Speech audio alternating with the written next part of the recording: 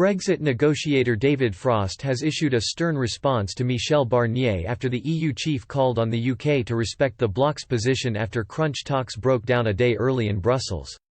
David Frost has confirmed significant differences remain between the UK and the EU after 3 days of intense discussions fizzled out during the fourth round of negotiations. Following the first face-to-face encounter since the COVID-19 pandemic, Mr. Barnier reiterated there would be no deal unless the UK accepted Brussels' demands for a «level playing field» on trade and access to British fishing waters. Mr. Frost stated the personal meeting had provided «extra depth and flexibility» to talks but insisted outstanding issues remained. In a statement, Britain's Brexit negotiator said, "We have completed our discussion of the full range of issues in the negotiation in just over 3 days. Our talks were face-to-face for the first time since March, and this has given extra depth and flexibility to our discussions. The negotiations have been comprehensive and useful.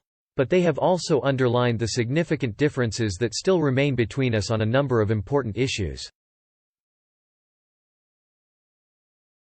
The official deadline for an extension to the transition period officially expired on Tuesday.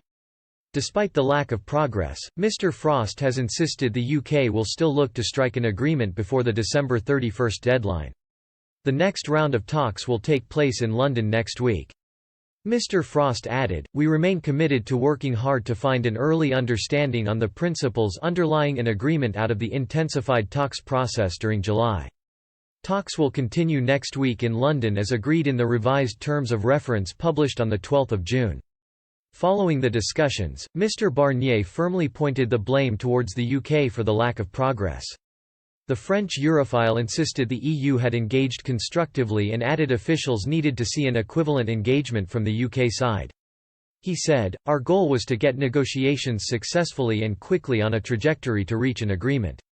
However, after 4 days of discussions, serious divergences remain."